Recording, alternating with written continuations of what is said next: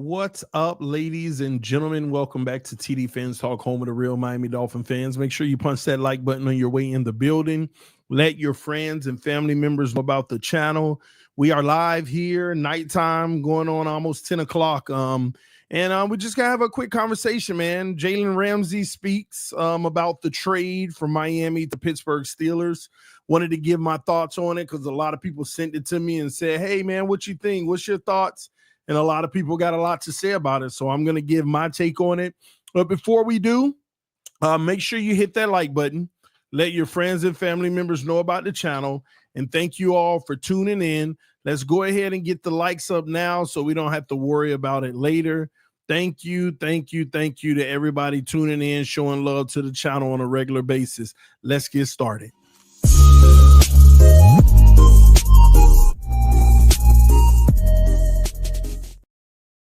All right, y'all put it in the chat first and foremost. If you at least heard some of the sound bites of Jaylen Ramsey's interview, put yes in the chat. Put no if you haven't heard it yet. I'm sorry, y'all. Rough hair day, ashy elbows, fresh out the shower, you know, all that good stuff. Let me know in the chat if you've heard the interview that Ramsey has so far. No. Wow, are y'all kidding me? Where y'all at? It was on the Pivot podcast. He sat down for like 45 minutes and had a conversation about, you know, going to Pittsburgh, the culture and everything. I am like actually legitimately shocked at how many no's I'm getting right now. This is like shocking to me. I mean, it's been out for hours. Like nobody's seen it.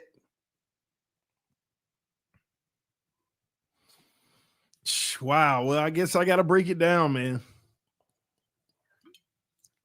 Busy today. I get it, man. That's what you got me for. That's what you got me for. Yep, I saw it and smirked. I've seen it. I have. Okay.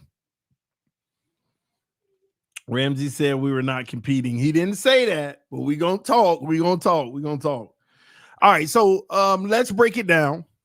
We got a lot of people in the building. Shout out to those who are on Kick watching right now. I opened up a platform on Kick, so y'all come through on that. Make sure you follow me on Kick. X, right now we got viewers on X literally watching right now live, about 60 of them.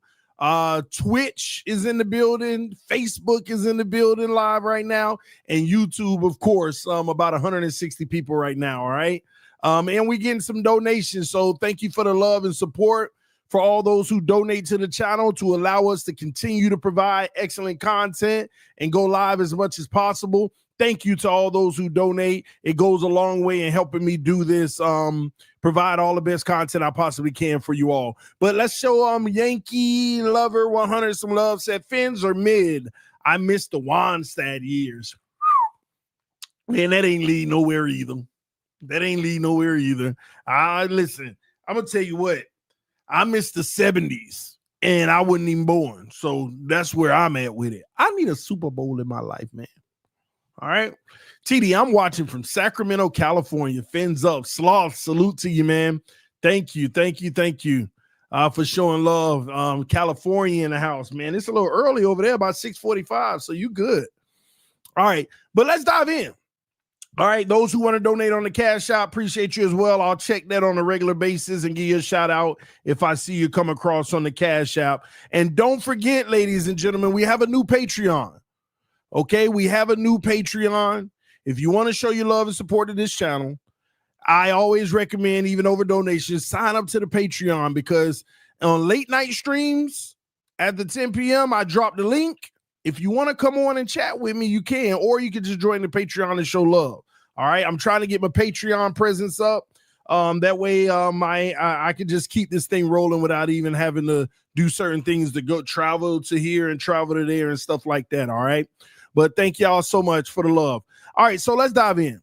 Jaylen Ramsey had an interview on the Pivot podcast. Okay, and he said a whole lot of nothing, but a whole lot of something. And I'm gonna break that down. So y'all, let me say this too.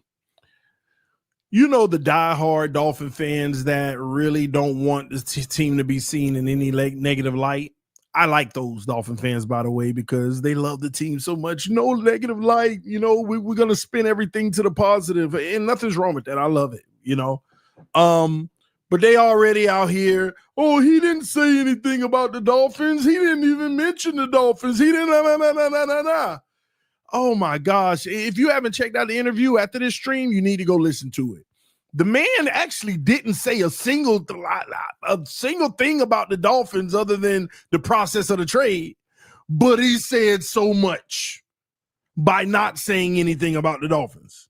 And I'm telling you, like, let's break it down. So let's use this in an analogy of a boyfriend and a girlfriend.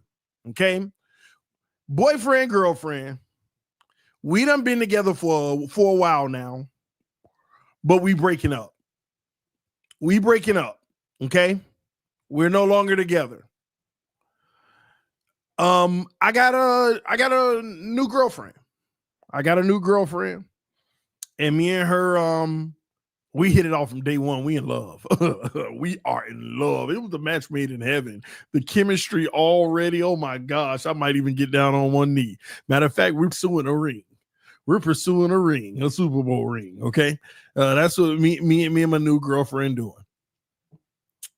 And somebody interviews me about, my transition to my new girlfriend.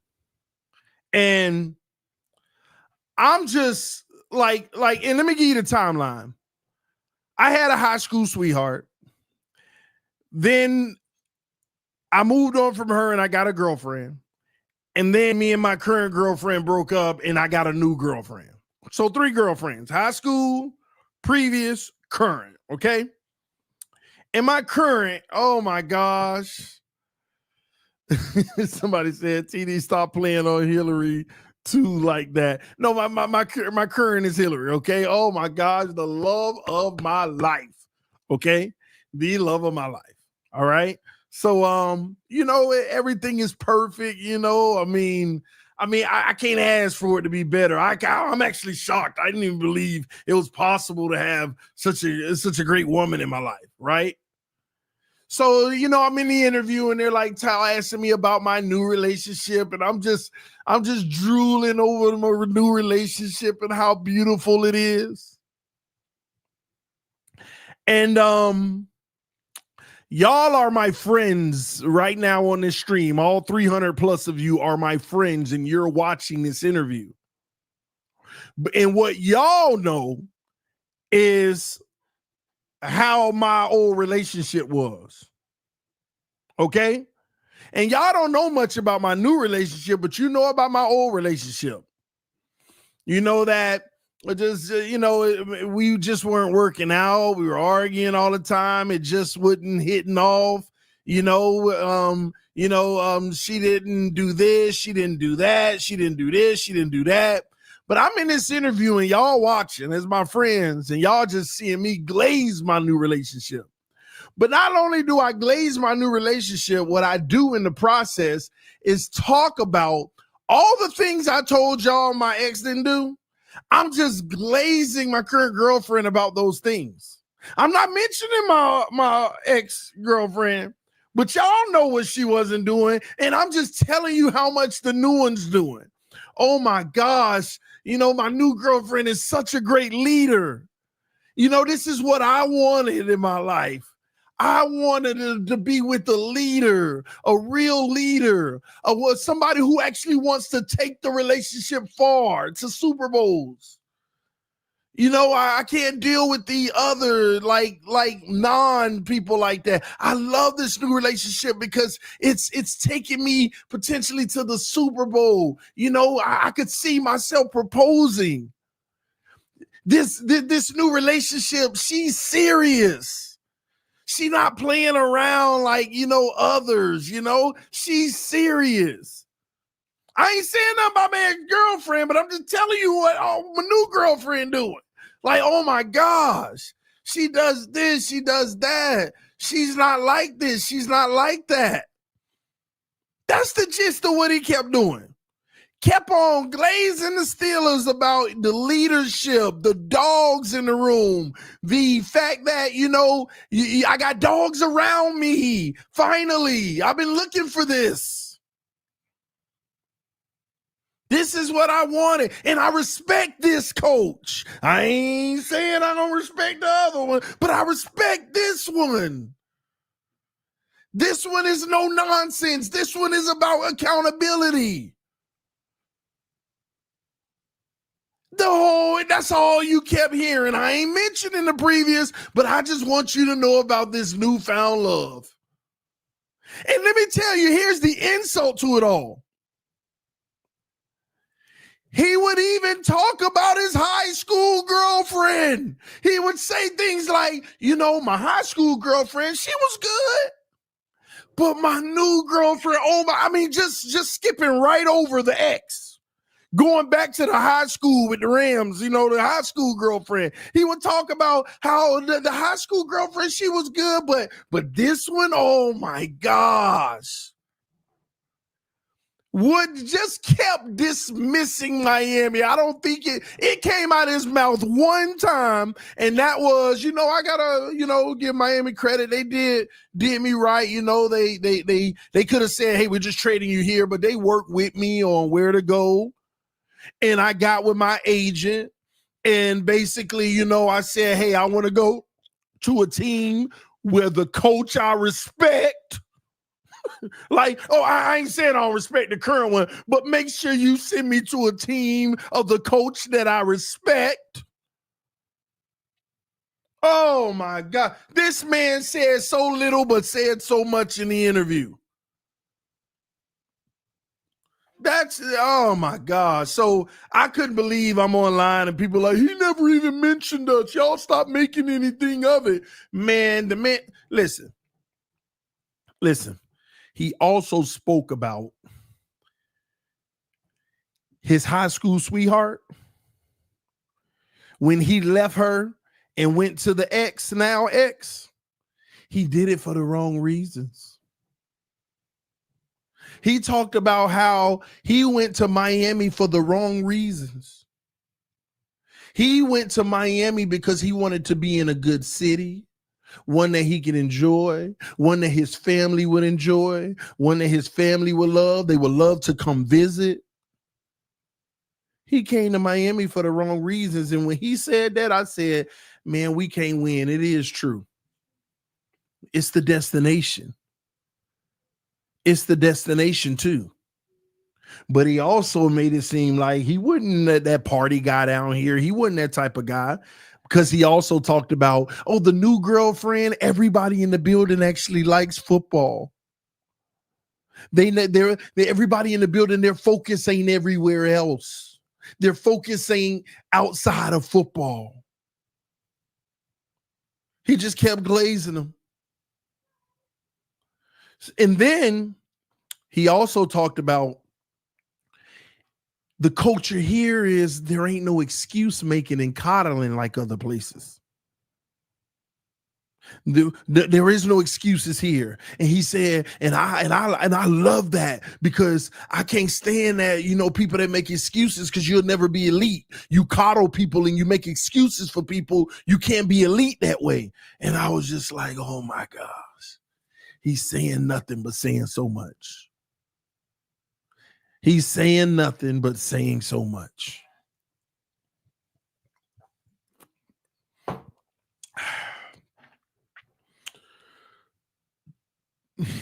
Y'all got to go watch that interview. You got to go watch the interview. And I'm telling y'all, he said nothing about the Dolphins bad, but he said so much about the Dolphins bad. CB said it sounds like there wasn't much there, TD. Go listen to it, bro. See, you can easily just turn your head like he talked about coddling the situation. But come on, man. At what point are we finna start getting serious around here and stop making excuses for the Miami Dolphins' entire organization and call it what it is? Jaylen Ramsey, out of respect of the Miami Dolphins, because they did him right on trading him properly, didn't bash this team. But he said all he needed to say by not saying anything about the team, but telling you the difference of where he is now without saying it's a difference. Why you gonna glaze your new team, go all the way back to glaze Sean McVay, and doesn't mention a single iota about the Miami Dolphins? And let me tell you something even further. Crowder was on the show. You know Crowder, anytime he's on the pivot talking to a Dolphin fan or anybody and he asks about the Dolphins, he always on it. They wouldn't even mention. He even preferenced once. Crowder said not to talk about, you know, your old teams or anything like that. That means Ramsey came in that interview and told them, hey, man, let's have a good time, but y'all do me a favor. Let's not talk about the Dolphins at all. That makes me feel like the whole interview was prefaced anyway, because he literally said not to bring up old teams or anything like that. But yeah, because Crowder, any regular interview where it wasn't like that, Crowder would have been hopped on it. Because Crowder want to know everything, how you feel about his Dolphins. He always want to know, hey, man, what you think about it? No, they knew what time it was. So let's keep this about Pittsburgh and everything.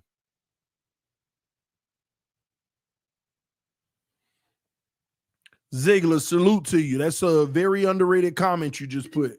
TD, the truth makes you stand out. Keep telling it. Well, let me say this. I'm glad you said that.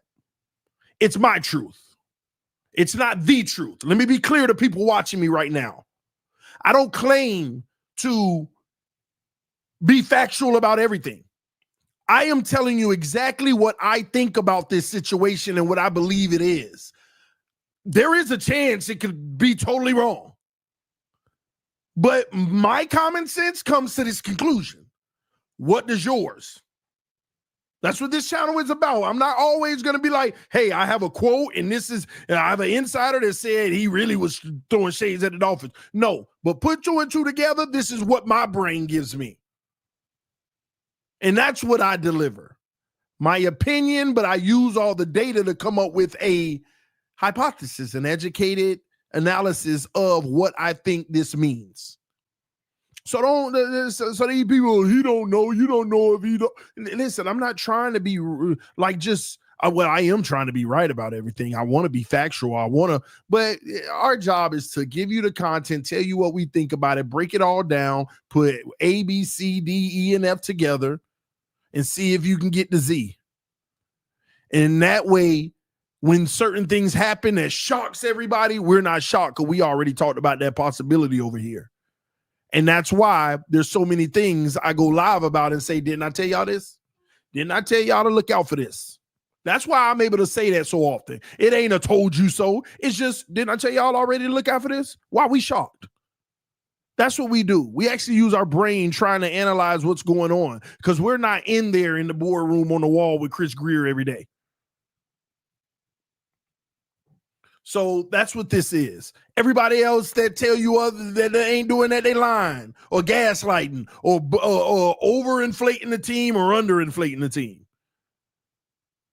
Anybody that tell you, I'm telling you this is what it is, man, have them be lying. TD, my question for you, should the Dolphins look into Dalvin Cook? Absolutely not. Why would we look into Dalvin Cook?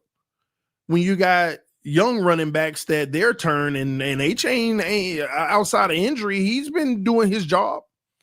I understand Madison is a big loss with how he was contributing in camp, but another thing, you think Buffalo gonna trade him to the Dolphins? No, not unless we give a king's ransom that he's not worth, and Greer ain't doing that. No. What McDaniel do to Ramsey? That's a good question. That's a good question. What is this all about? There is an underlying thing here. But I do know one thing. In my opinion, don't take it as fact, I just think Ramsey see that nobody respect this man. He's a joke. I think a lot of players feel that way.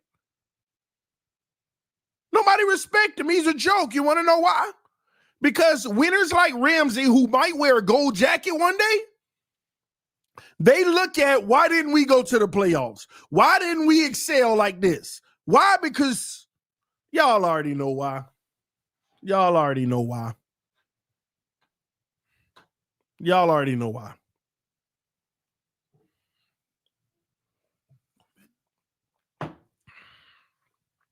Too many players done said it without saying it. CB, you know why. Don't do that. Don't do that. We all, listen, we know why. The excuse makers. And Ramsey said it perfectly. I can't, people that make excuses, I just can't. They're making all the, almost wasting water on me. People out here making these excuses. You can't be elite when you make excuses about everything. That's exactly what he said.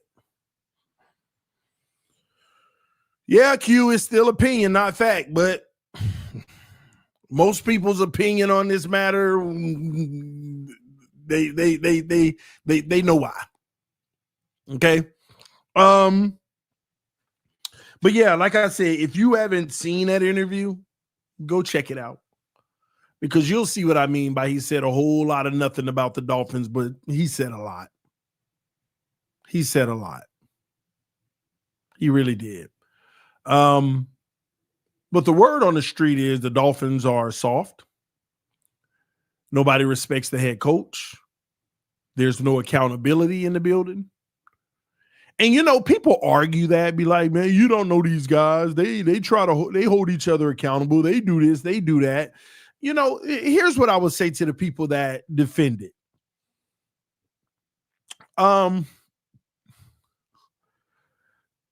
Dogs aren't made. They're born. Dogs are not made. They're born.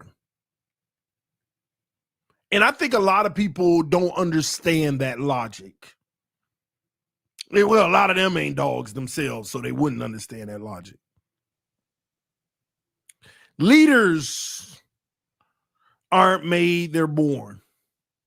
No matter how many people, you can make somebody a leader, in their own special way. I'm talking about full 100 bred leader.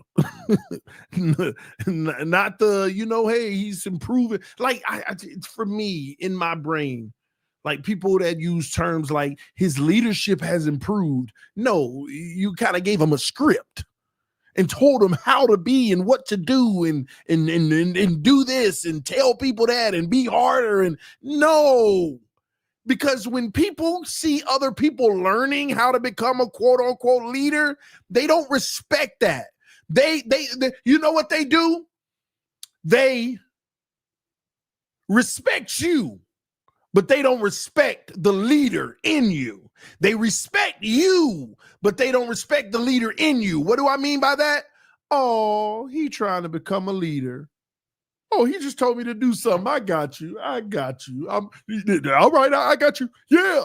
Like you got other people that's like, oh, he's trying to become a leader. I'm definitely going to be a part of that development. Whatever you need, lean on me. If you need to yell at me, and they respect it because, oh, he trying. That's the fabricated leadership. Did you hear what Jaylen Ramsey said about Mike Tomlin when they asked him about, do y'all do things, collaboratively or Mike T? He said, well, we do things collaboratively, but you know what I like about Mike T? This is what Ramsey said. He remind me of my dad. You go to him and you say this or that. He the type where, well, you're going to do it because I said to do it. And I don't need no questions asked. And Ramsey said, I respect that. I respect that. He's the type that he said, I have a little fear for him, but I love it and I respect that.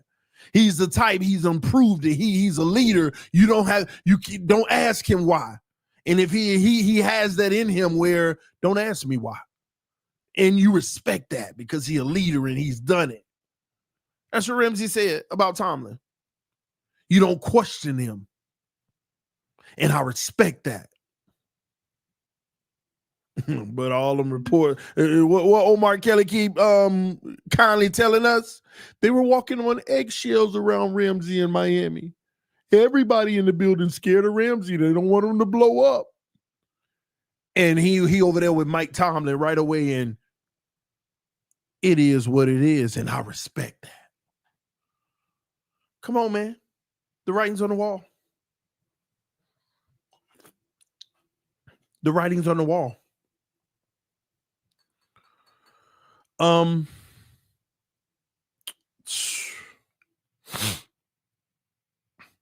How many Super Bowls Tomlin got? I don't know. You tell me. You think that's what it's about? You think being a leader is just about winning? See, once again, I got to understand what leadership is. I got to understand what leadership is. See, that's another thing. You ain't got to train somebody to respect the leader. It's innate. Everything around that leader conforms. A real leader, you ain't got to train anybody or get rid of people that ain't on board. You don't have to do that with real leaders. Real leaders' aura alone requires conformment of everything around them. Some of y'all don't even understand what I'm saying right now. Some of y'all don't even understand what I'm saying right now. You just don't get it. You don't understand one of the truest issues in Miami, and I'm starting to realize it. It's really the lack of that official leader, that official alpha leader. I'm not talking about the guy that's playing good and he hoorah and getting up at people. No, the official, without being said, leader that's at the top, whether it's the coach, the quarterback, that defensive end, I don't know. I don't know, but we don't have that. We got a few players that's about that. But I don't ever see the actual leader that compels the entire team. I just don't see it. I don't see the leader that compels the entire team and they get the utmost respect. T. Rich said leaders come in different styles. Yeah, I said that about 10 minutes ago. There's different kind of leaders. I am only talking about the unquestioned leader, not the one that's been created, not the one who has developed into one, the one that was born one. Like you hear it day one, like literally, you're like, I ain't trying to toot nobody horn. You want to know who like a rookie in this league that's automatically a leader? You've seen it from day one, even in college. Cam Ward. Walk, talk, breathe, sleep, do number one, do number two as a leader, whatever you want to call it. Everything. Just leadership through and through. That's right, Ray Lewis. No question. Real leaders, man. They're not even questioned. Is this person? No, you already know. You already know.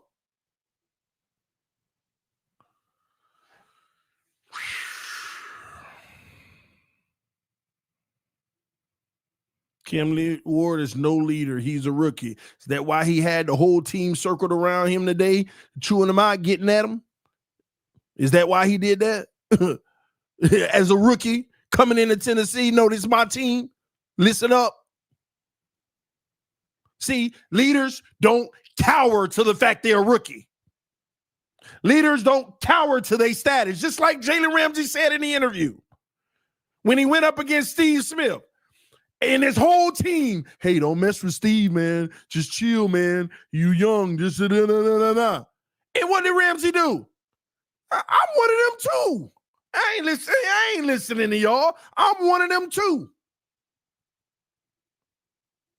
Ain't no, well, the circumstance says be humble. The circumstance says be the rookie you are. No, you a dog or you ain't.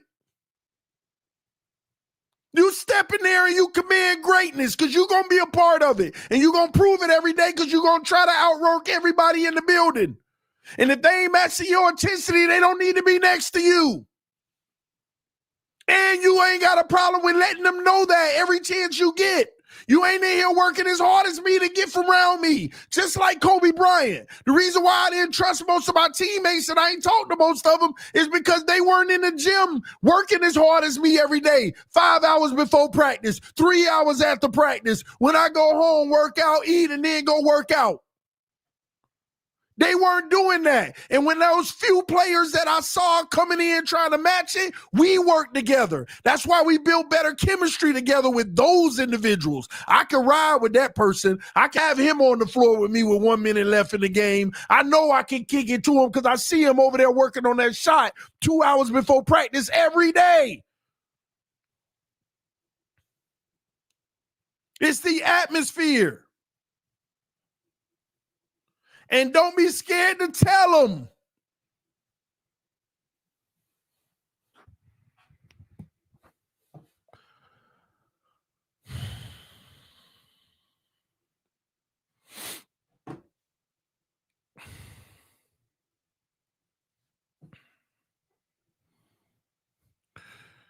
TD going to be praising McDaniel when we got 12 wins this year. Yeah, man, if he can pull out 12 wins this year, I would praise him.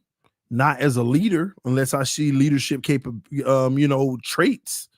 But I'll praise him for doing mastery work because this ain't a 12-win team. Yeah, I'll praise him.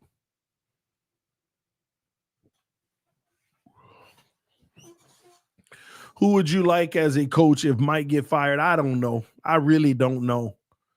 I got to see who available at the time, and I hope Mike don't get fired. I hope he figure this out and get these guys up.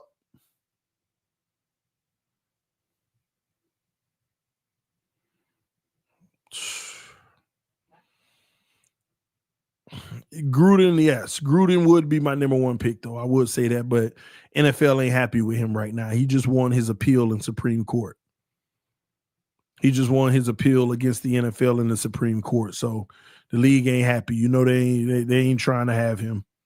They mad right now because now his stuff can move forward. Same thing that's holding Brian Flores up, so it's probably going to end up being the same ruling.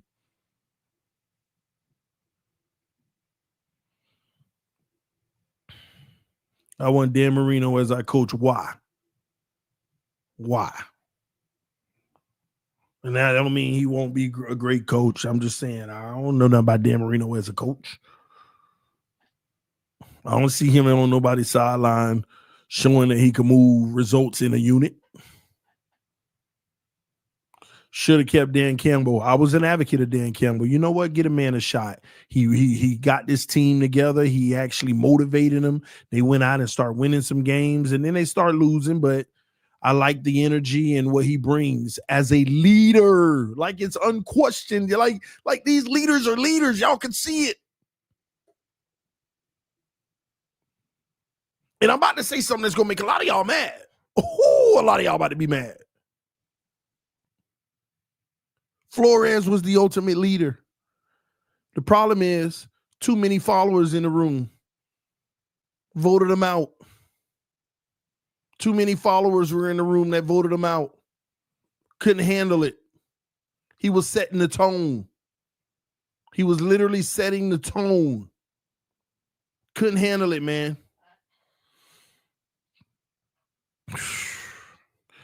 Curious why at tdphinstalk is avoiding my question if he ever played organized sports. Yes, I have. What's your question? Was that your question?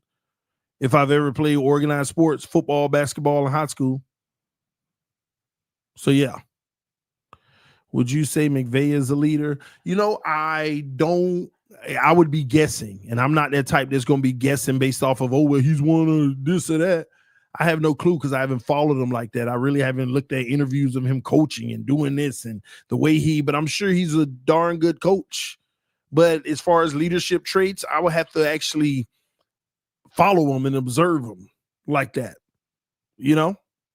So I'm not going to lie to you and just because he's had success and say, yeah, you're a leader. I don't know. Like this is what I got to understand. Non-leaders can still win. Non-leaders can still win. The problem is if you want a better chance of winning and having discipline on your team and people who are doing their job and giving their all, You want to have leaders led by a leader. So, and if I was the guest, I'm pretty confident based off of his success, Sean McVay is a leader. But again, I haven't studied him myself to say, oh, this is why he is or that's why he's not. So I'm not going to go out there on a limb and say that. McVay got lucky and had a roster. Maybe, maybe not. That's why I can't say. That's exactly why I can't say. Because sometimes you can just buy it. TD, I love Flores. These dudes too soft. Tua soft, linebackers sorry, QB soft, wide receiver soft. It's bad. Yeah, I mean, let me be clear. What Flores did with Tua Tagovailoa, I actually don't approve of. But what I will tell you is I know I can understand what he was trying to do. It's similar to with Shadur Sanders right now, but without the verbal assaults. Try to break him. And he's either going to break or he's going to rise to the occasion. And that's what Flores was doing. He was going to try to break you because there's only two paths. You either break or you rise to the occasion. And either way, we're good. You break, yeah, we're good. You rise to the occasion, yeah, we're good. That's what it was. It's just, you know, he didn't realize that it was going to flip on him like that. Like, oh my gosh, it's actually not good at all. This guy is like I'm telling you, Flores probably feel like, oh, he definitely wasn't built like I thought he might have been inside. Flores was probably trying to dig deep and get that dog out of him. But no, that ain't what was in there. In my opinion. So I don't know.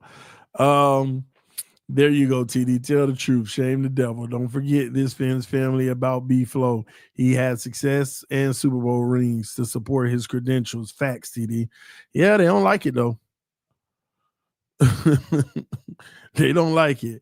No, we don't. Not when you have a QB that has a 25% chance of getting out of September. Wow. Tough. I don't know, TD, because I question some draft picks apart from Tua.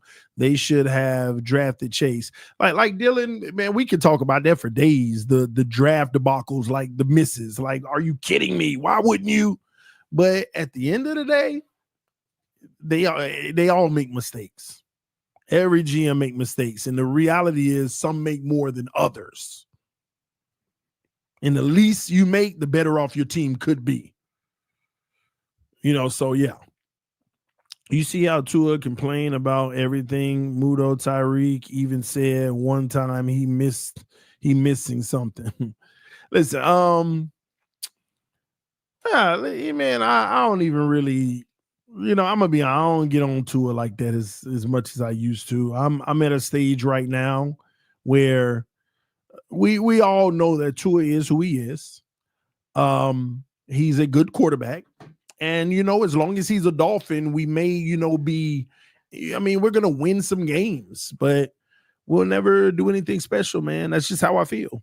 And he'll always have the opportunity as long as he's here to change that. But that's how I feel about Tua Tagovailoa. I don't even get all up in arms about it anymore. I may make a jab or a few jokes here and there, but I don't even care no more. I'm just waiting to ride this out like we did with Tannehill. I learned my lesson with this, but now my feelings ain't involved as much anymore. I get it.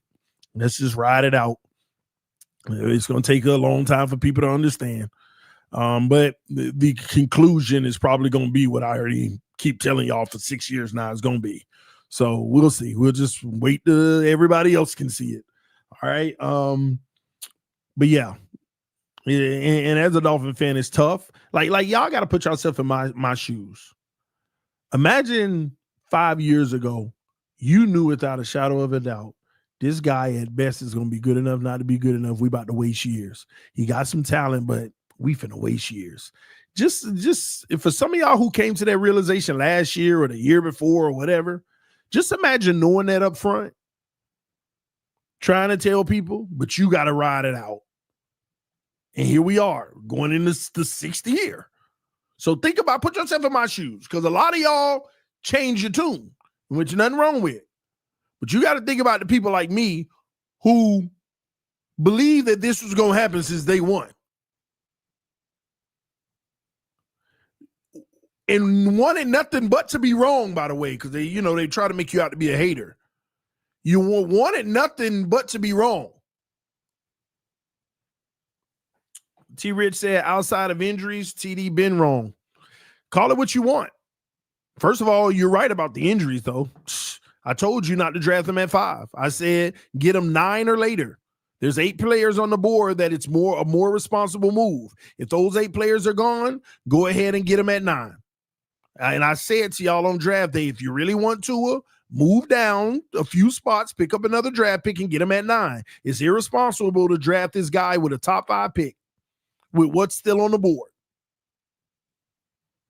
That was my take pre-draft. I don't want him, but if that's what they're going to do, get another asset, move down to 9, and draft him 9 or later if he's there. That was my analysis on the weeks leading up to the draft and draft night. And that wasn't even about playing. It was solely based off of injury history.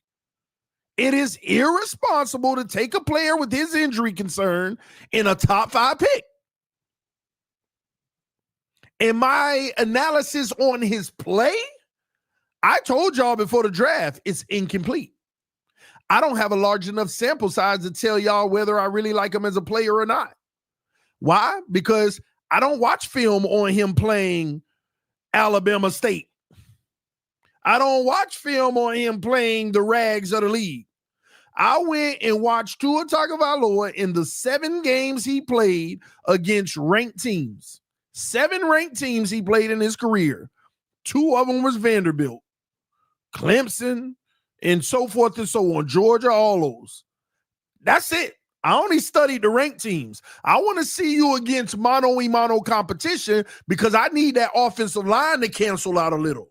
I need the DB versus the receiver to cancel out a little. I need the run game to cancel out a little. I want to see how you are against better competition. And his numbers in those 7 games dropped significantly. Threw more picks against Vanderbilt than anybody. I think he had 3. And didn't show up. And now some games he had a really bad start, but then they start coming back at the end, But when I watched those 7 games, I said, yeah, this is a concern. I'm not I see where he can, do some things in the NFL. He ain't no scrub, but yeah, I mean, things ain't looking as pretty as they are whenever he put up 5 or 6 touchdowns every week against the bums. And these stats go up. And I said, but you know what? 7 games out of 2.5 or 3, whatever seasons, that ain't enough for me to make a conclusion on him. It's not enough. And I told everybody his play on the field translating to the NFL, inconclusive, incomplete. I can't make a say. I don't see elite. I told y'all that day 1. I don't see elite. But translation to the NFL, it's incomplete. But I would not draft him at number 5 due to his injury history. That was my take before the draft. As soon as he came in as a rookie, listening to Chan Gailey, seeing them first few practices, I knew right away. And I said, but I still got to see him in the NFL real time. And I said, yo, we finna play a bum team. I can care less about what he do today. We finna play a bum team. I can care less, but I don't care what he do today. Oh, here we go. This is the team right here that play. All right, let's see what he do. This is what's going to determine it. Man, 9 out of 10 times, every time I say this is a game, terrible. Every single time. 9 out of 10 times. And that 1 out of 10, it's crazy that people can always point to those games. That 1 out of 10 when you play a good opponent, when you play Buffalo that one time, when you played Baltimore and Arizona, it's always crazy with a guy that done played over 60 games or something like that. I don't know, 60 or 70 games by now. I don't know what it is. But when you done played that many games, and people can only point to the 3 to 4 that, yeah, look, y'all don't see that. You're only pointing to 3 to 4 games. For the life of me, I just be like, okay, all right. But I get it. As fans, I always tell y'all this. As fans, you want to see him succeed. You want to see him break that barrier, man. Come on, man, make it happen. Like, I get it. As a Tua fan, if you're a Tua fan, I understand.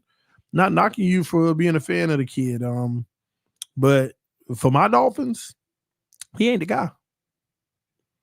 He's occupying a seat right now, and they're going to keep on playing Jenga, trying to figure out how to make it work. And I told y'all 3 years ago, it's the best roster you're going to get. You do it now, you never do it with them.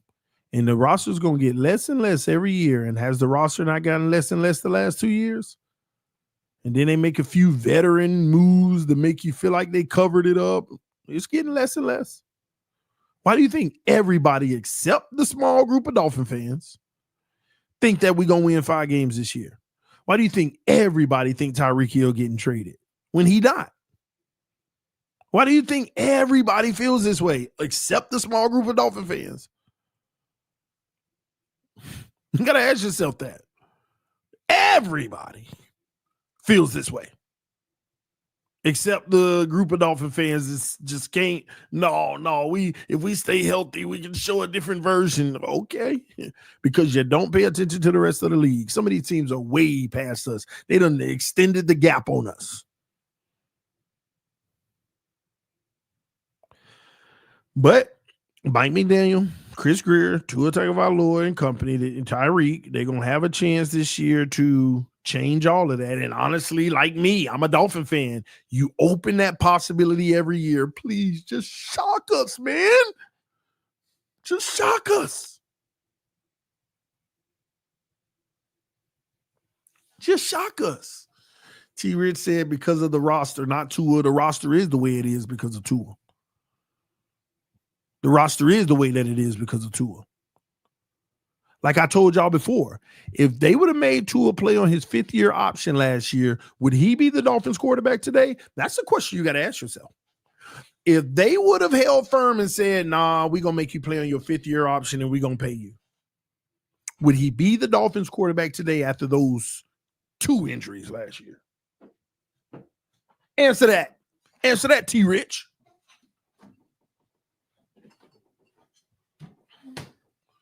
Answer that.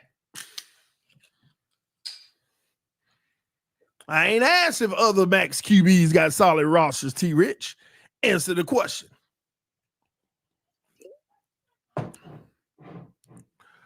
Glenn said, yes, he would. You think that they were going to give him a 5-year deal after getting hurt yet again? Twice?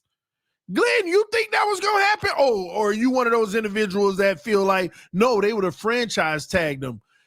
What money? You know what his cap hit is this year? It ain't that.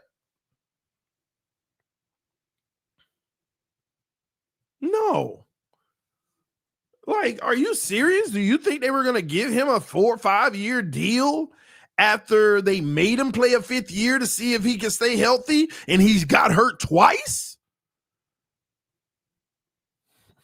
And still ain't beat no good team?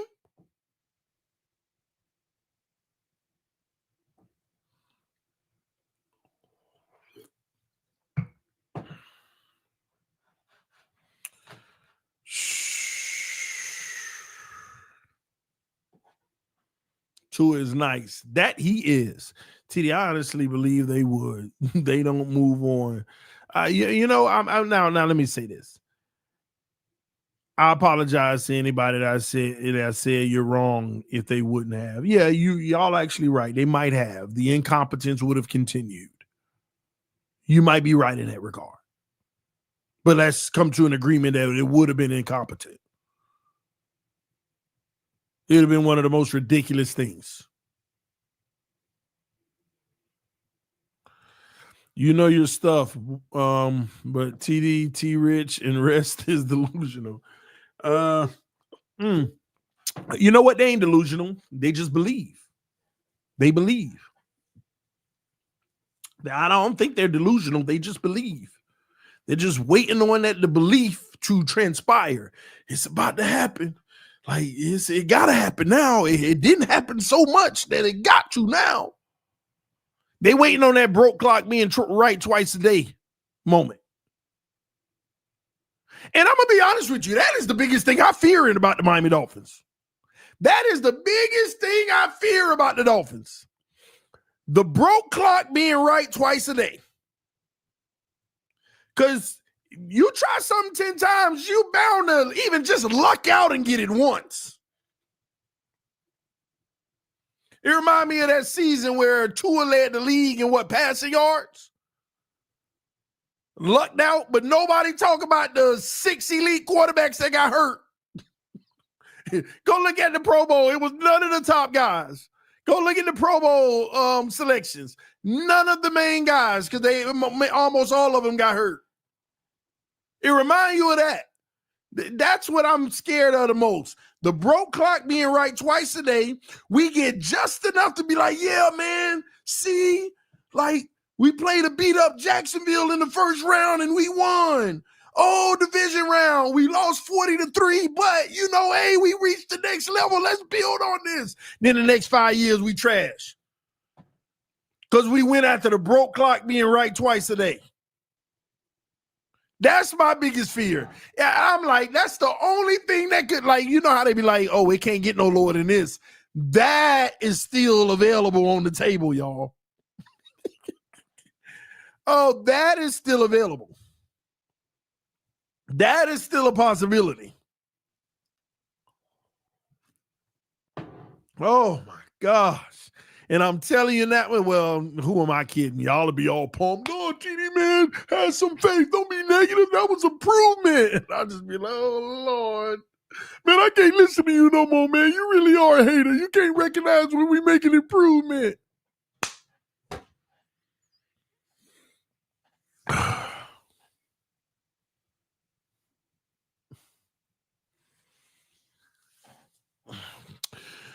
Reason told me to be patient. It's a choice for everybody. We can all be patient. We can all be patient. Let me ask y'all a question. Is that not what we've been?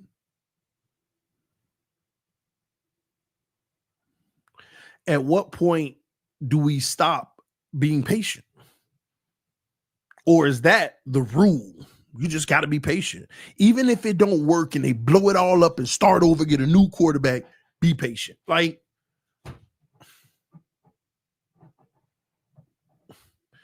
to me, that's telling me, not to him, by the way, because I don't want no drama. But to me, when I hear that, be patient, what that's telling me is, no matter how stupid of decisions we make or how bad or what we do, just chill out. Ignore that, man. Just be a fan anyway and be okay with it. It may take 50 years for us to finally, but just chill, man. Don't focus on what we ain't doing right. Just focus on the fact that you're a fan, and no matter how they build the team, no matter what they do, if they brought back Pat White today, man, let's have hope that we can win a Super Bowl. Now, hey, I used to be like that. I actually used to be like that. I'm gonna be honest with y'all. I mean, just go hit rewind on TD Fins Talk for my first 2 years doing this. You can't tell me I wasn't the captain of delusion or hope or whatever you want to call it. Nobody could tell me I wouldn't. Some of y'all that argue with me now, don't act like I wasn't more of a fanatic than most of y'all. Anybody who's been on this channel since day one, y'all know what I'm talking about.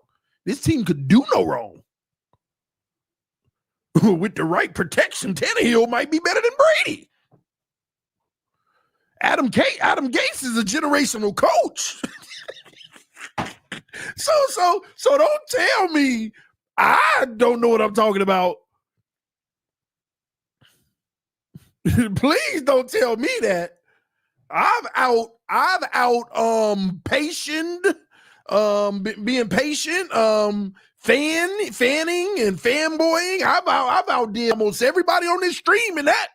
Don't get it twisted. Some of y'all know the new TD. Don't act like you don't remember the old TD. The one everybody loved. The one that, oh my gosh, I just love watching you. Like nobody delivers delusion better. Oh, I love it. Oh my gosh, I need you in my life. Don't act like, don't get brand new on me, y'all. Especially y'all that done been here more than 5 years. Don't act like I'm lying. You know that's a fact. Ain't nobody out here out fend me.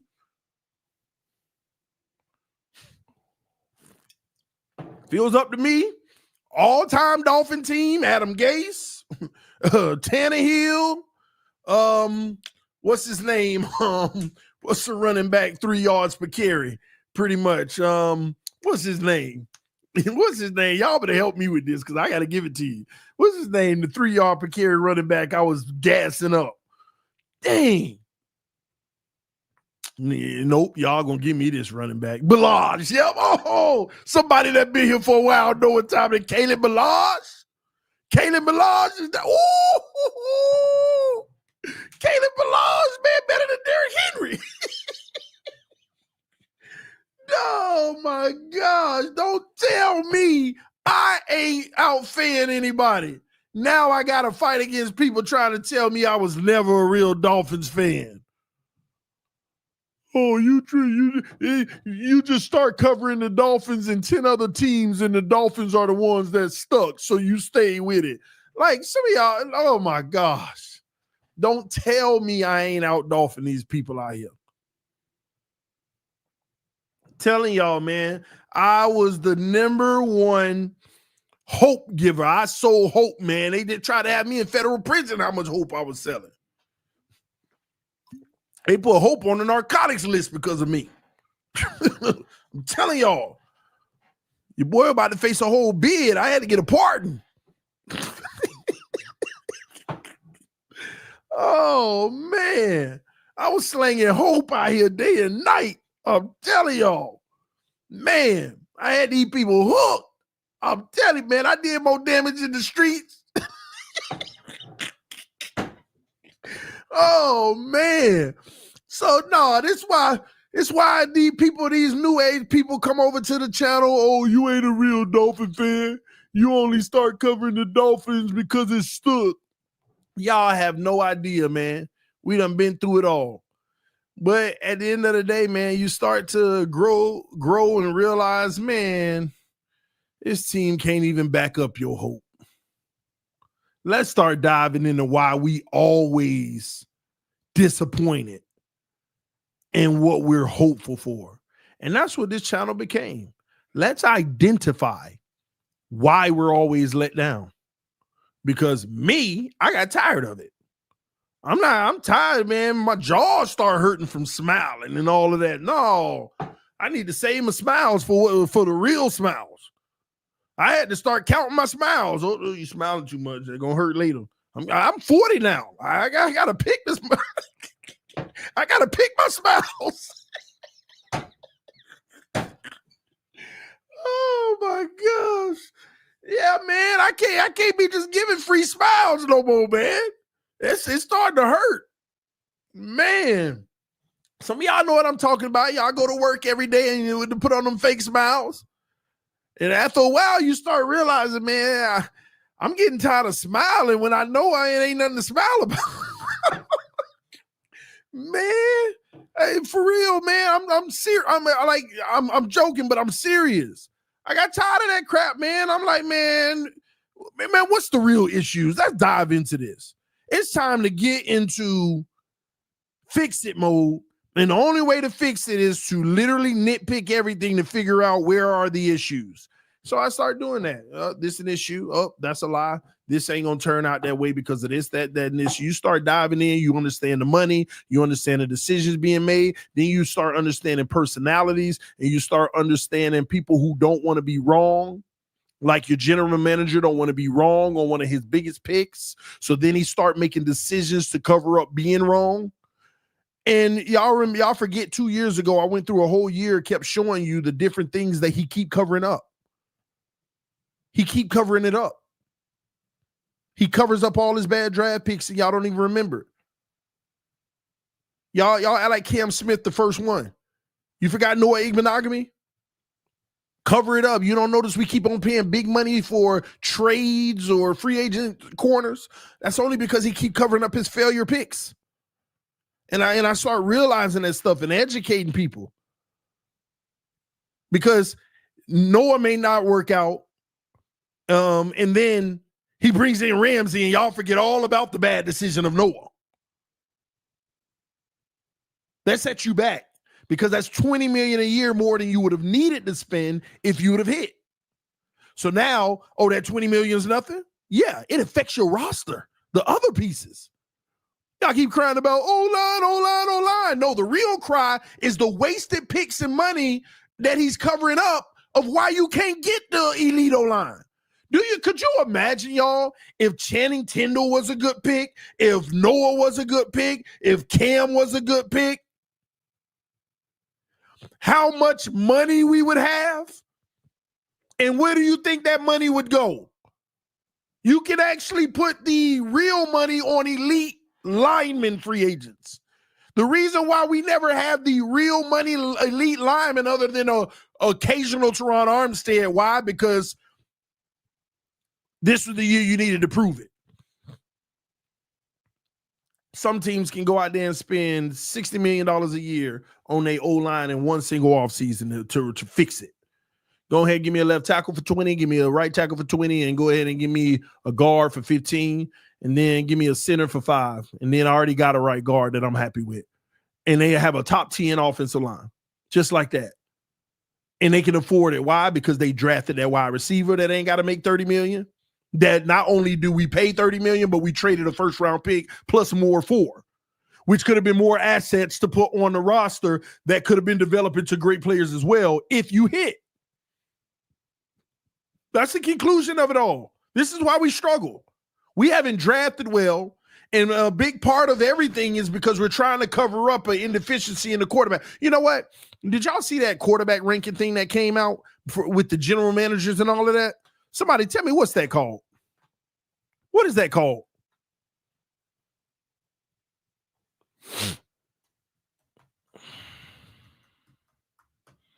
What is that called? That new QB thing that came out. Somebody help me out. The one where they ask general managers and all of that. The one that's floating around everybody. Yeah, the survey. Let me see if I can find it.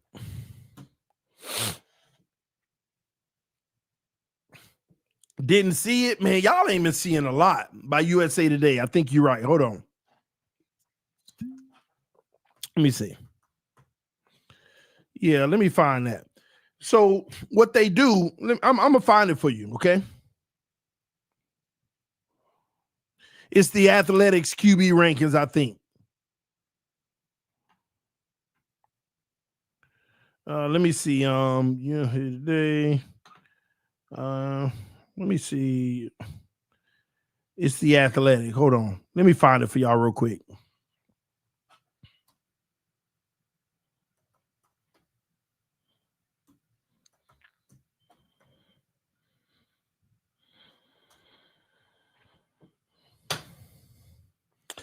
Give me a second.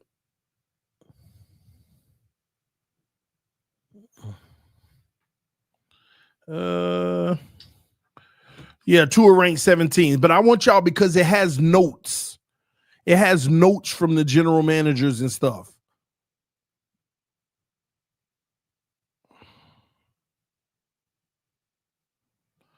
Uh, 2024. No. Where is it? I'm trying to. Y'all give me a second, because I'm gonna find this, because I want y'all to read what general manager said about Tua.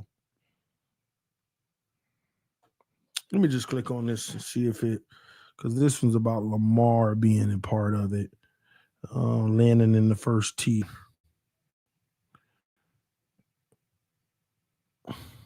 Share it on screen. Pull it up. I'll share it because I need y'all to see this.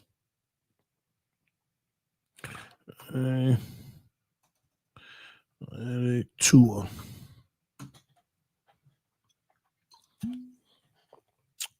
All right. Sports Illustrated. Let me see if this is it.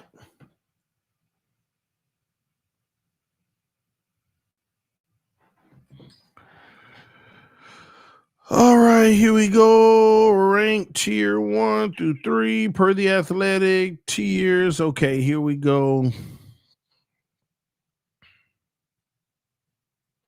All right, I'm going to put it on the screen. Share this real quick. Share screen. Where are the Miami Dolphins Tua ranked? All right, it's going to come up. All right, let me see here what this says. All right, here we go. Where Tua landed in annual QB tier ranking. All right. Let me see.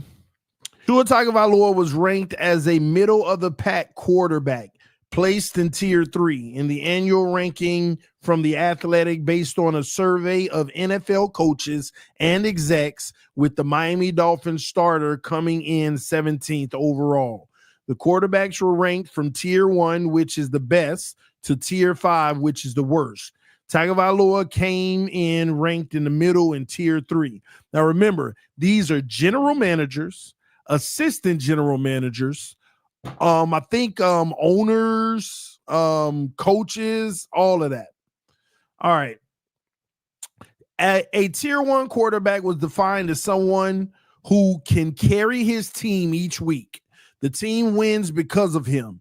He expertly handles passing situations. He has no real holes in his game. The tier 1 quarterbacks were Patrick Mahomes, Joe Burrow, Josh Allen, Lamar Jackson, and Matthew Stafford. Mahomes and Burrow were the only unanimous tier 1 quarterbacks. By being a third-tier quarterback, Tagovailoa and his peers are labeled as legitimate starters, but quarterbacks who need a heavier running game and or defensive component to win. A lower volume drop back pass offense him best. A low value passing, okay? And he needs a run game and a defensive. And remember what I told y'all. These mid quarterbacks need a historic situation like an elite defense or an elite run game. He just got to do his job and don't be the reason they lose at best. You just got a guy. He's a guy. Let's see here. The group around Tua. Amongst those quarterbacks joining Tua in the third tier is Kyler Murray. Yep. Aaron Rodgers, the current version. Trevor Lawrence. Yep. Geno Smith. Yep.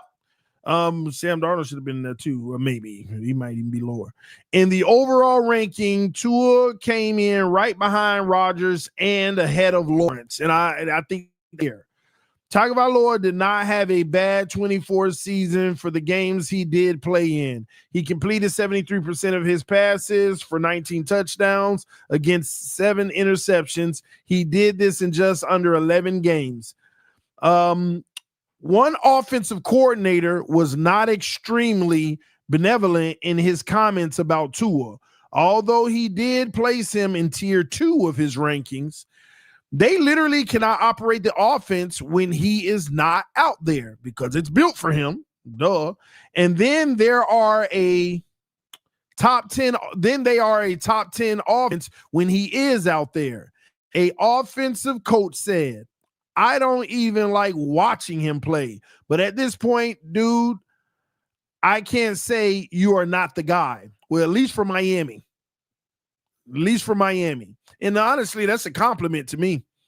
Another executive with equally as challenging in his description of Tua.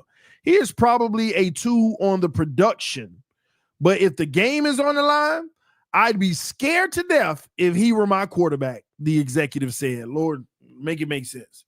He's probably second tier when it comes to production, and really that's what's around him. Tyreek. But if the game on the line, I'd be scared to death. This is what a general manager said. Executive, excuse me. One defensive coach labeled Tua as damn near most accurate in the NFL. He is just worried about what happens when the play breaks down and he has to do off script. In other words, sit in that pocket, keep on delivering those spot throws. I said that the general manager didn't. Well, the defensive coach didn't. But when the play break down, what you gonna do off script? It is the off script plays that he doesn't have, the coach said. And if it is not paired with the run game, draw the under coverage, then you don't get full utilization of his accuracy on the second and third level.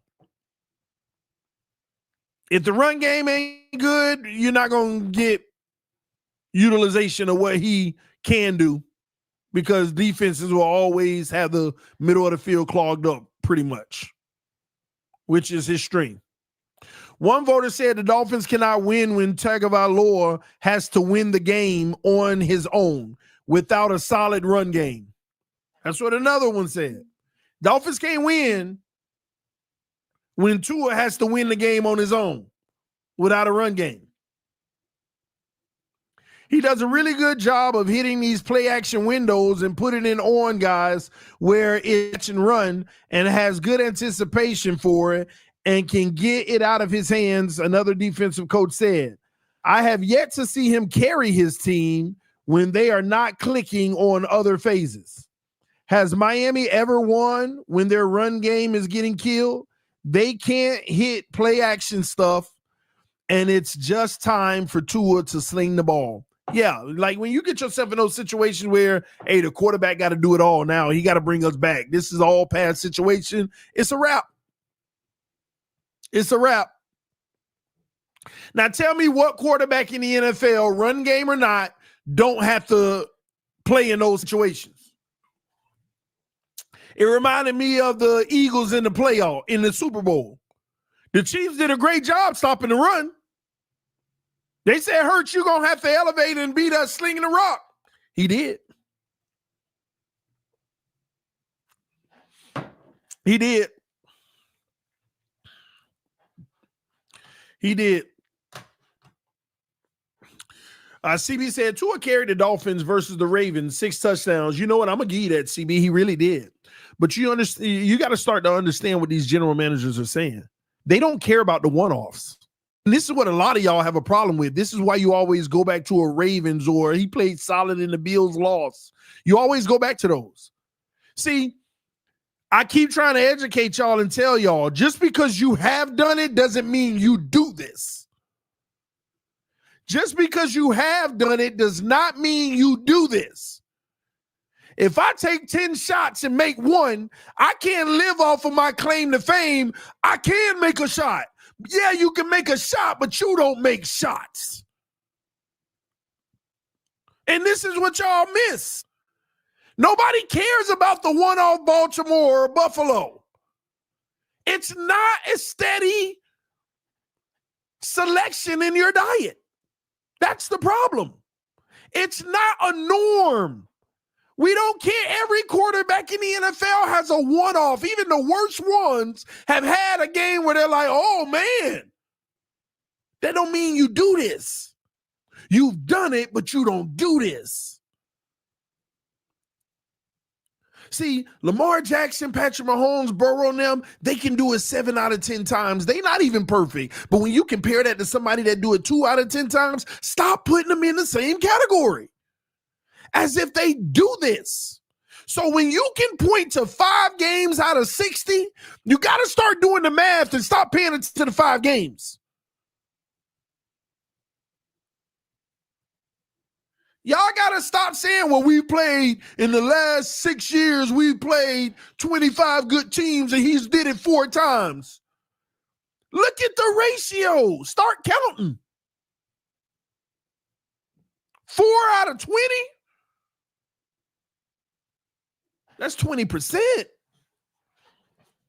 4 games out of 20 games? 20 winning teams he probably played. You could probably point to 4. That's 20%. And when you got Mahomes, that's probably 80%. Lamar probably at 65. Josh Allen in the 70s. And this is the biggest argument with Herbert.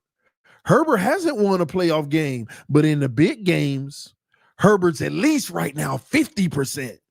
Y'all don't watch the occasional duel that he has twice a year against Patrick Mahomes.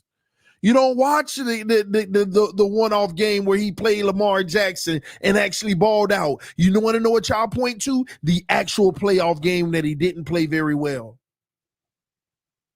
But he's still at 50%, and that's not good to me. I need you at about 65 or better, in my opinion.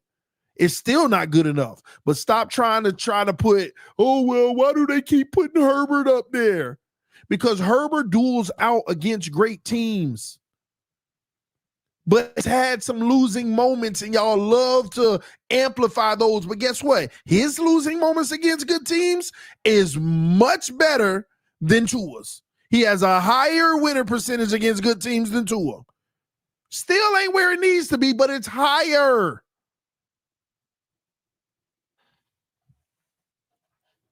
This is why y'all can't stand seeing Herbert in the top 10 on these rankings. Because he's extremely more talented than Tua, and he has had a steady dose of games where he's dueled it out and played well against good teams. Y'all just love highlighting those 4 or 5 that you've seen him make a mistake and throw the pick. But out of his 25 big games, he got 12. 2 after.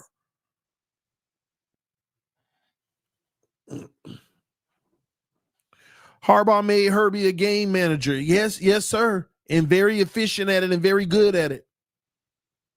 Just like Patrick Mahomes plays his game as a game manager now. Have you noticed?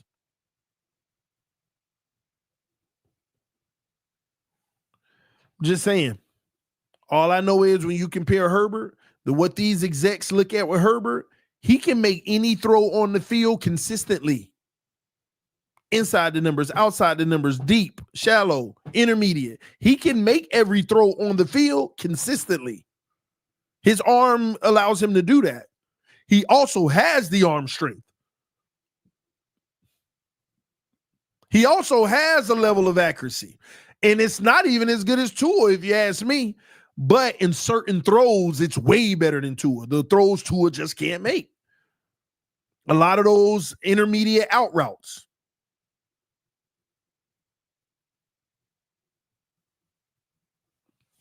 But that's all right. Y'all just going to keep on seeing people vote Herbert ahead of him and scratch your head. You just don't get it. You just don't get it. I mean, what more do we need Tua to do to take that next level? People like Tua, you know, he's been getting better every year. Y'all been lying to y'allself for 2 years now. Peak Tua was 3 years ago. And honestly, I told y'all he exceeded his ceiling then. He had already exceeded his ceiling. New system, people ain't used to it. He went off, exceeded it. Now, this is what this system looks like when people know what to expect. This is the norm. Solid, good quarterback. Nothing special. Against the bad teams, going to carve you up because of the weapons and make you look competent. Against the good teams, nerve-wracking games. And it ain't just Tua, it's the team overall against good teams. But again, he ain't elevating anything in those big games either. And this is why execs don't respect him. They'll give him props for the little things he do, but they don't respect him nor fear him. They're like, hey, let's shut this run game down and force him to beat us, and we'll keep the deep pass unavailable. He can't do it. He can't do it for a full game against a good team that can stop the run. See, and this is another thing. People are like, we just got to run the ball better. You're right. But if a team's game plan is to stop the run, it's gonna, especially a good team, you're not gonna run the ball that much better. Like, y'all want us to push through something that's very hard. Did you not see the Super Bowl? The Eagles were one of the best rushing teams in the league. Pay attention. The Chiefs said, we're going to stop the run. We're going to make Hurts beat us. And they stopped the run.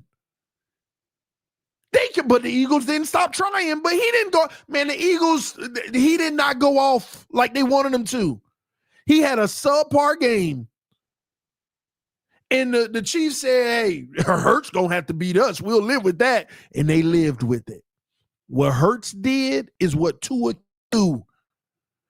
When there's no run game, yeah, you could in Alabama because you got the best run game in the league in college. In the NFL, Tua can't do what Hurts did. Don't give me the Eagles stacked, because that same stacked Eagles team got their run game shut down in the Super Bowl, and they put it on the quarterback to deliver, and what did he do? Don't discount it. Please tell me in the chat. What did Jalen Hurts do when they shut the run game down? What did Jalen Hurts do? He elevated his play and put points on the board and led his team down the field and carved them up. No. I'm not discounting the defense. But you got to understand that the defense can stop the Chiefs, but you still got to score. Hurts still got to score. I know the defense was phenomenal for the Eagles. That's just stopping KC from scoring. But what about the Eagles still needed to score, and they did. Hurts went off in that game. Hurts went off in the first Super Bowl. He just had that one big mistake. But he played excellent in that game that they lost the Super Bowl. Easy.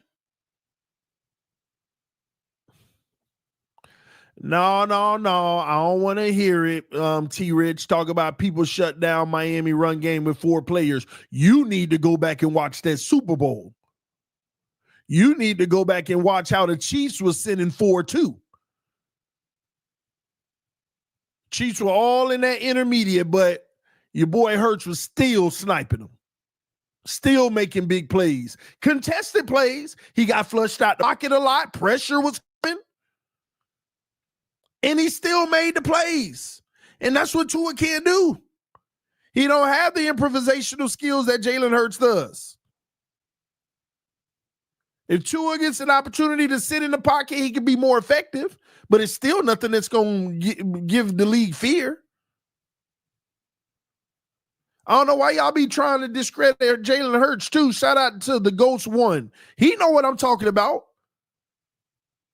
Hurts balled out in both those Super Bowls. Exactly. They don't want to acknowledge that. Those were games he put the team on his back when the run game wasn't there. Defense played great, but they still had to score points.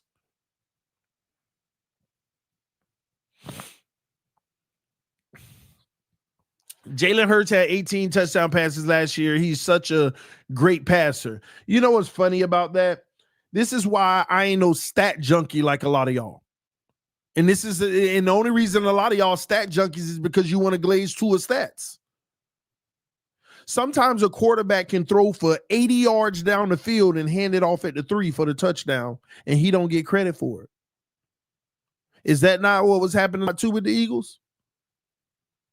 Not to mention all his rushing. Y'all worry about stats so much instead of impact, and that's the problem. Tua stats, but he ain't got the impact. I'm trying to help some of y'all right now. Tua has the stats, but he don't have the impact. A guy can literally throw a 70-yard bomb down at the 3-yard line and hand it off to Saquon Barkley for the touchdown. Oh, Hurts ain't had no touchdowns. He ain't do good. Y'all need to stop. CB said Hurts got carried, TD. Stop. Yeah, and this is my point exactly. In the big game, when another team shut down everything the Eagles do and they force Hurts to win, he does. So you can say carried all you want. But on the offensive side of the football, Hurts carried that offense in the biggest game that anybody could ever play, the Super Bowl. Jaylen Hurts carried that offense to put them points on the board. It's all good. Y'all can keep on thinking that way and wondering why. I just don't get it, man. You know what it is? The reason why y'all want it to be Hurts got carried, because you want to justify why we don't have a roster that carries Tua. Because for some reason, some of y'all can't fathom in your brain that we should be looking for a quarterback that doesn't need to be carried in the first place. See, some of y'all want to justify everything around him and be like, we need a roster to carry him. You don't want to say it, but that's what you're actually saying. You don't want to admit that, but that's actually what you're trying to justify. How he got a roster that carries him and we don't. That's what we need. Have you ever stopped to consider, why can't we just get a quarterback that don't need to be carried? That does some of the care?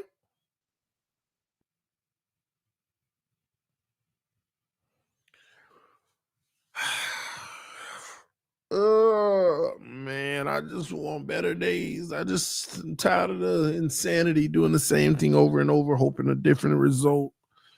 I just want better. I just want to be in the Super Bowl to even debate this in our own situation. I'm tired of talking about other people and their situation in that game. What is it going to take for me to be in that game? And all I can do is look at other teams and say, this is what it took for them to be in it. So does Miami has what it takes to have the top 3 defense in the NFL? No. Does Miami have what it takes to have a Saquon Barkley and all that run game? No. Can Miami have a quarterback that if you shut down that run game that he can play like Hurts did in the Super Bowl? No. Like, yeah, I want a better defense. Yeah, I want a better O-line. Yeah, I want a good run game. But stop killing me for also wanting a better quarterback. I want all those things. But what I don't want to do is wait around for everything except the quarterback, which will take so long just to find out, oh, yeah, it is the quarterback, which y'all will never admit because you'll just find another reason. You'll find another reason. Find another, well, now it's this. Now it's that. That's all you're going to do.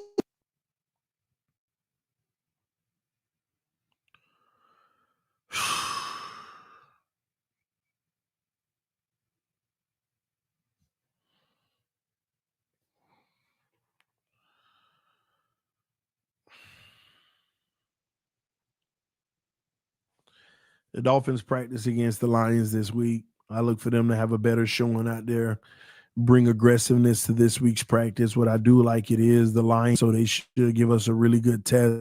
Dan Campbell-led team is really going to put some pressure on this team. So I am going to like that element of it. We'll see what they do this week, but we'll be reporting on that on Friday on Dolphins Collective. So y'all come through to that on Friday.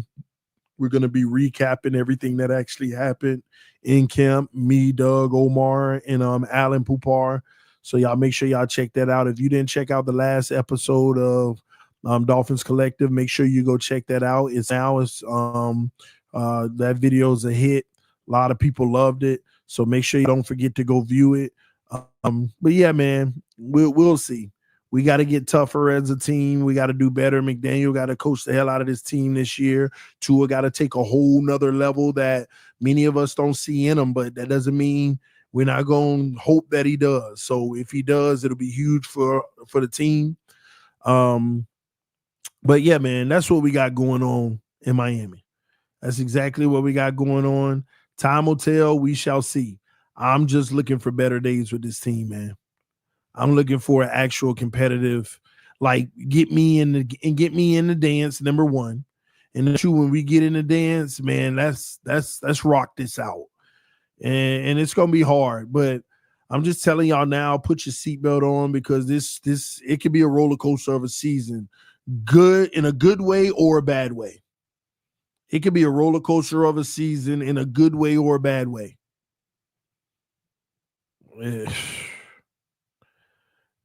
A good way or a bad way.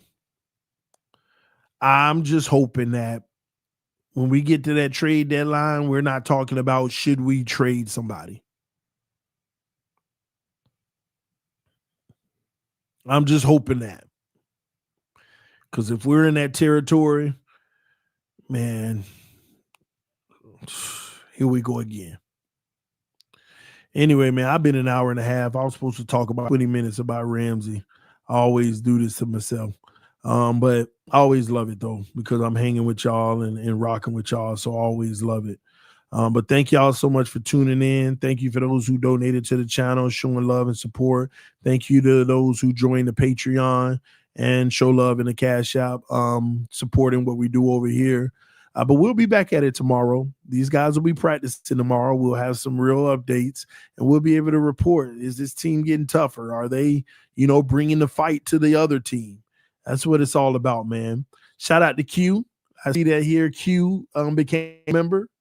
So salute to the homie Q in the chat. I just got the notification that you just became a member. Thank you for joining. All love, brother. Anybody who wants to join the Patreon, make sure you click on that link in the chat, because throughout the week going forward, we're going to be doing late night streams at least twice a week. They're going to start like either 10 o'clock or later. Sometimes it's going to start at 9:30, but I'm going to drop the link to the stream. You can come in and chop it up with me. All right. So moving forward, we're going to make sure that anything after 10 o'clock, you're going to have the link dropped on it. And that's going to happen at least twice a week. Okay.